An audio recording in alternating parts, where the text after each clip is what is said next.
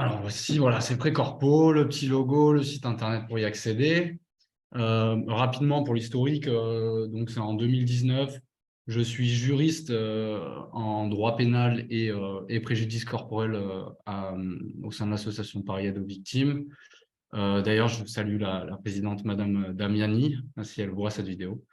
Et donc, du coup, étant un grand flemmard, je me dis, bon, il y a certains trucs peut-être qu'on peut automatiser, histoire de gagner un petit peu de temps dans ma journée de travail et aussi aider mes collègues juristes. Donc, c'est de là où je me suis dit, bon, allez, on va essayer de faire un petit truc. Ne sachant pas coder et voulant apprendre à coder, je me suis dit, bon, bah, c'est parfait, j'ai déjà mon petit projet, etc. Donc, je me lance, je le tente. Donc, du coup, dans mon petit studio parisien, j'ai commencé à faire deux, trois petites pages comme ça, etc. Et je l'ai présenté à la responsable juridique de l'association qui me disait que c'était intéressant et que je devrais continuer là-dessus, etc. Donc, au fur et à mesure, donc, je continue à apprendre à coder en même temps que je fais ce truc-là. Et ensuite, vient un moment où, pour certains besoins, je vais avoir besoin d'autres personnes. Euh, et pour vous, juste pour les citer, donc il y a monsieur Sacha Kamerman, qui est mon meilleur ami d'enfance, qui est venu m'aider à fournir la base de données en jurisprudence, et monsieur Francis Marino, qui est aussi un très, très bon ami à moi, qui est développeur et qui est venu un petit peu peaufiner tout ça et rendre tout ça un peu plus propre parce que j'ai fait avec les moyens du bord, c'est-à-dire que c'était pas très, très beau à l'origine, donc merci à eux. Donc, pour le logiciel, donc c'est un logiciel SaaS, c'est-à-dire qu'on peut y accéder directement par Internet, par son téléphone, par son Mac, son PC, enfin tout ce qu'on veut, qui a une connexion Internet. Ça permet trois choses principalement. La première, l'automatisation des calculs d'indemnisation, au moins en partie. Ça, c'était mon idée première. Ensuite, c'est la simplification des recherches jurisprudentielles. Je voulais que, en fait, sur cette même plateforme, il y ait autant le côté mathématique qui soit simplifié que le côté recherche jurisprudentielle pour les professionnels du droit, puisque je voyais que dans l'association, on passait notre temps en train à chercher des jurisprudences sur Dalloz, etc. J'ai dit, bah, alors venez, on fait une base de données, comme ça, on a nos jurisprudences en interne, et on peut presque s'en recommander, etc., etc. Donc, ensuite, à la fin, je me suis dit, bah, c'était pas mal aussi d'avoir un petit gestionnaire de dossier.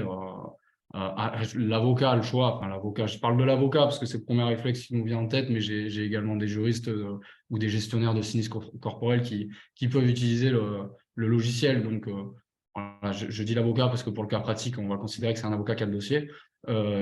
Ça permet aux professionnels du droit, en tout cas, d'enregistrer toutes les données, s'il a envie ou pas. Hein. Encore une fois, je comprends très bien qu'on ne veuille pas rentrer toutes les données de ces dossiers. Donc, on peut très bien mettre des pseudonymes, etc. Enfin, de toute façon, je ne regarde pas les trucs, mais j'y ai accès. Hein. Très clairement, je peux avoir accès à la base de données. Donc, après, je suis le seul. Donc, ça, c'est l'avantage. Mais donc voilà, les trois fonctionnalités principales. Autre chose, juste pour le cas pratique, là, pour aujourd'hui, je fais juste trois petites précisions. Je ne vais pas parler des postes de préjudice permanents, même s'ils sont dans le logiciel. Effectivement, comme l'ont dit les autres personnes avant moi, les autres intervenants, il n'y a pas de consolidation, il y a décès avant la consolidation, donc on ne va pas le traiter. Pour voir comment ça marche, je vous invite directement à essayer le logiciel. Hein. Et aussi pour une question de temps, on n'aura pas le temps de toute façon.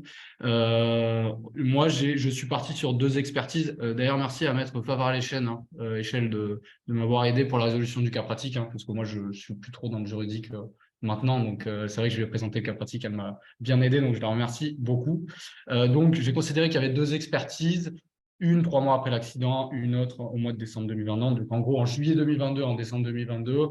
Et la première expertise va être utilisée par l'avocat pour demander une indemnisation sur les provisions, une provision sur l'indemnisation des postes de préjudice temporaire pour ces 3 premiers mois. Et ensuite, la seconde, mais ça sera très rapide, ça sera juste pour montrer qu'on peut faire en fait deux dossiers pour une même personne. En gros, c'était ça l'objectif.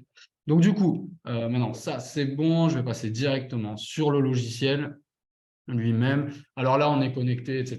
Je vous passe les détails pour se connecter. Ici, en haut, on voit les trois principales fonctionnalités. Donc, l'évaluation, donc ça, c'est l'outil de base que j'avais commencé à faire, ma première idée, quoi, l'outil d'évaluation du préjudice corporel. Ensuite, là, plus récemment, j'ai mis en place un accès à la base de données, en fait, mais on verra un tout petit peu plus tard rapidement comment ça peut être utilisé. Et ici, le fameux gestionnaire de dossier, donc là, je l'ai fait pour notre cas pratique aujourd'hui. Sur l'évaluation, par exemple, on va prendre pour notre cas pratique aujourd'hui, monsieur Jean-Roule Ducable. Je ne sais pas si c'est ChatGPT qui a fait le jeu de mots ou vous, mais en tout cas, c'est bien trouvé. Pour le DSA, du coup, sur l'hospitalisation, parce que forcément, il était hospitalisé plus que dans le coma, monsieur Ducable, après son malheureux accident, on va considérer qu'il y a des dépenses de santé, par exemple, à 9 000 €. Et je vous le rappelle, c'est la première expertise, hein. Donc, la première expertise, elle s'étend sur la première période, qui correspond à la période d'hospitalisation qui va du jour de l'accident, hein. Donc, le 14 avril 2022 jusqu'au 16 juillet 13 juillet 2022. Ici, on a la possibilité d'ajouter un tiers payeur, hein, en l'occurrence la sécurité sociale. On va considérer qu'elle prend en charge 80% quand même, parce que sinon, ça ferait une double indemnisation, ça serait embêtant. Et on va dire que, en fait, c'est sur la même période, hein. Ce versement, il intervient pour indemniser cette période-là. Prendre en charge plutôt cette période-là d'hospitalisation. On va dire que l'avocat de monsieur Ducable, le jour de l'expertise, il a ramené un médecin conseil, il a engagé un médecin conseil. Donc ici, on peut ajouter une dépense en pré-heure avec un médecin conseil à 500 €. On va dire que ça a coûté ça pour la victime et que le versement est intervenu le 16 juillet. On va dire que c'est le jour de l'expertise. Ici, on avait un document qui était fourni avec le cas pratique. Ça, c'était le salaire de la victime, en sachant qu'elle était à 2063, c'est pas là. Hop. Donc, le revenu de référence, c'est 2063,52 €. Ouais, c'est ça, en net. La période, c'est toujours la même, hein, 14/04/2022. Il n'a pas pu travailler, il était en arrêt maladie. Hop, ici, on peut dire que la CPAM a pris en charge 50%, on va arrondir à 3 000 € hein, sur la période. C'est 2 000 € x 3. Hein. Donc, un montant de 3 000 € exactement pour la même période. Hop, 16/07/2022. C'est le 13. Et ici, alors, on est sur l'assistance tierce personne. La jurisprudence, elle indique que c'est pas parce que la personne est hospitalisée qu'il n'y a pas d'ATP. Notamment si, par exemple, là, dans mon cas, moi, je vais dire qu'il y a un ami, un proche ou n'importe qui est passé chez lui récupérer du courrier, peut-être aller voir si tout allait bien à la maison, etc. En tout cas, moi, ici, je vais préciser qu'il y a eu 10 jours pendant la période, hein, pendant les 3 mois. Il y a eu 10 jours où une personne passait 1 heure par jour sur chez monsieur Ducable. Alors là, l'auto-erreur, ça dépend. Si l'avocat il peut décider de rien mettre, ce champ est facultatif. Mais si par exemple il y a déjà une proposition d'indemnisation, par exemple sur l'auto-erreur de l'assurance, là pour l'instant on est à l'amiable, hein, à 10 € de l'heure, voilà, l'avocat pourra enseigner 10 € de l'heure s'il y a une proposition d'indemnisation, en sachant qu'ici, il peut aller voir le détail de la base de données en rapport avec l'assistance tierce personne. Il aura accès, par exemple, ici, si on regarde un petit peu les jurisprudences, il pourrait considérer, par exemple, que ce montant-là serait plus intéressant. Il peut aller consulter la décision ici, hein, s'il le souhaite. Ça sera directement sur Dalloz. Il n'y a pas besoin d'avoir de compte, hein, c'est gratuit. On ne va pas perdre de temps à y aller. Donc, du coup, il pourrait retenir, par exemple, l'ID 3972 pour son taux horaire à 19 € si tant est qu'il veut l'utiliser plus tard. On reviendra là-dessus. Donc, du coup, là, on est toujours sur notre dossier. On passe les préjudices permanents, hein, puisqu'il n'y a pas de consolidation. Et ici, sur le rapport d'expertise, par exemple, ils ont retenu un DFT total, hein, pour la période, qui est assez logique, parce que le pauvre monsieur Ducable, il n'était pas bien en point.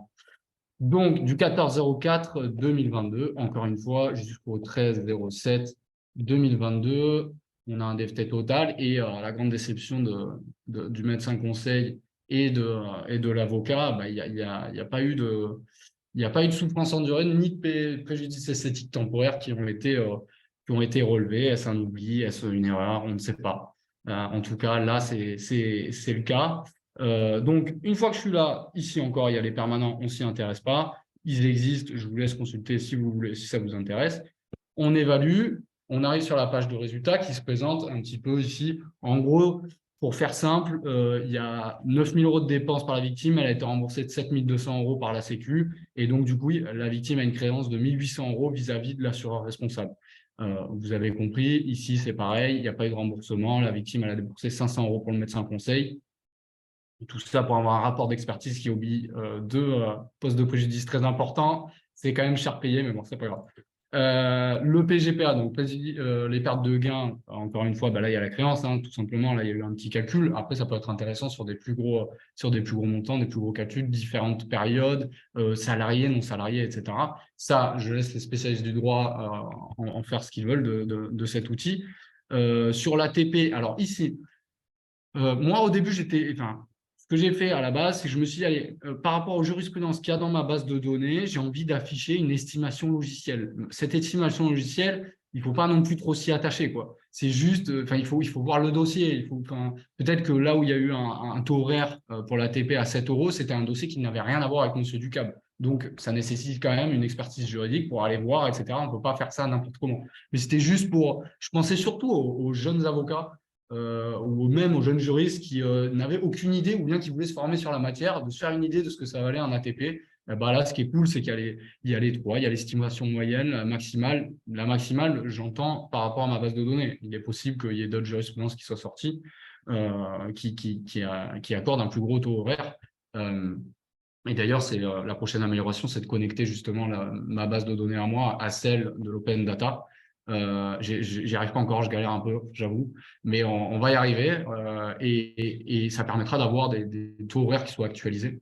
Donc du coup, ici, on a les références à chaque fois des décisions si on le souhaite, et encore une fois, ici, l'accès à la base de données pour voir un petit peu accéder aux décisions d'implique via Dialogue ou l'extension. Donc du coup là on retrouve la proposition d'indemnisation qui a été faite, donc un calcul tout simple qui est fait, 10 € le taux horaire pour 10 jours à 1 heure, donc ça donne 100 €. Si on prend la minimale 70 €, la maximale, vous avez compris. Ici le DFT, pareil, avec exactement la même logique que l'ATP, ici avec les références, possibilité d'aller voir plus en détail ce poste de préjudice. Voilà, ici on peut l'exporter en PDF, en Word pour gagner du temps. Je vais vous passer l'export, parce que ça peut peut-être prendre quelques secondes. Papa, tu as laissé ta caméra, je te vois. Donc du coup, on peut exporter le PDF si on le souhaite. Ici, on sauvegarde le calcul. On peut par exemple faire l'appeler Monsieur Ducable Jean-Raoul expertise de juillet.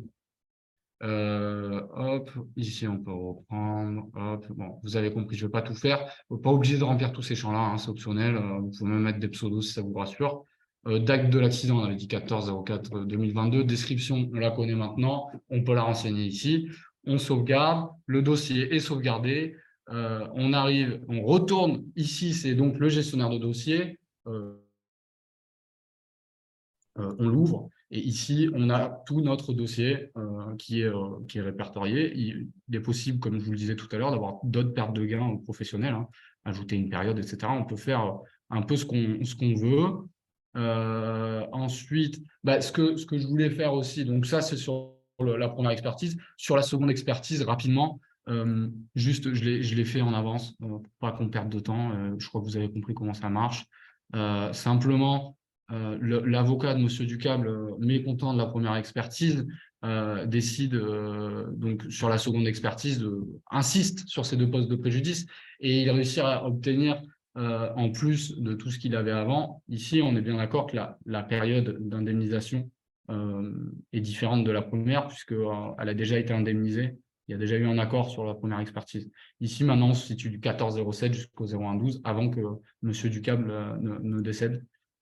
Ici, par exemple, imaginons que le rapport d'expertise retienne une souffrance endurée à 5/7 et un préjudice esthétique temporaire à 3 sur 7, on peut faire un nouveau dossier. Bon, là, je vais vous passer encore une fois à la sauvegarde. Il est possible d'exporter. C'est exactement la même logique que tout à l'heure. C'était juste pour vous montrer qu'on va faire 2 dossiers pour 2 expertises différentes sur une même victime. Ce qui peut être intéressant, comme ça, je peux en venir à la dernière fonctionnalité du logiciel sur la base de données. C'est ici de voir que donc il y a eu une note de l'expert à 5 sur 7 et un préjudice esthétique temporaire à 3 sur 7, ce qui paraît assez peu au conseil de Monsieur Ducable. À ce moment-là, s'il le souhaite, il peut aussi tout de suite se rendre sur la base de données, notre base de données. Et ici, ça va être une recherche intelligente, entre guillemets. C'est simplement appliquer des filtres en fait, à la base de données en direct. Hein. Ce qui est pas mal, c'est que si Monsieur Ducable vient comme moi du Sud et dont il est très fier par ailleurs, il peut ici renseigner, par exemple, son avocat peut renseigner qu'il ne souhaite que des jurisprudences de Aix-en-Provence. Il suffit ici qu'il renseigne, bon, il peut mettre Aix-en, ça va lui sortir toutes les décisions de la Cour d'appel d'Aix-en-Provence. Si par exemple, il veut regarder, je ne sais pas, si par exemple, lui, ce qui l'intéresse, c'est des décisions qui parlent de coma, bah là, nous, on en a une à 7 sur 7, ça peut être intéressant peut-être d'aller la consulter pour l'avocat. Ensuite, bah, si par exemple, il n'était pas décédé, mais il finissait en fauteuil roulant toute sa vie, il aurait pu ici renseigner fauteuil, ce qui permettrait pour les souffrances endurées d'avoir des décisions en rapport avec l'utilisation d'un fauteuil roulant après l'accident de la route. Pareil pour le préjudice esthétique temporaire, hein, pas forcément. Hein, ce poste de préjudice il est intéressant pour les personnes qui subissent ce genre de conséquences dans leur vie. Et donc, à ce moment-là, l'avocat peut aller également consulter les décisions, etc. Ici, c'est si jamais il y a un petit bug, ça peut arriver. Et en fait, là, l'objectif dans les prochaines semaines, c'est vraiment de connecter toute cette base de données à celle de l'open data de la justice, ce qui permettrait d'avoir un petit peu comme, je crois que c'était Predictis tout à l'heure, qui avait carrément l'accès entier à la base de données. Et ça, je trouve ça trop bien. Et je veux absolument avoir ce truc-là aussi. Donc voilà, en gros, voilà mon logiciel. Voilà, les 3 outils principaux. Et je pense que je vais arrêter là parce que je pense que vous avez vu l'essentiel. Et je vous remercie beaucoup à tous pour m'avoir écouté.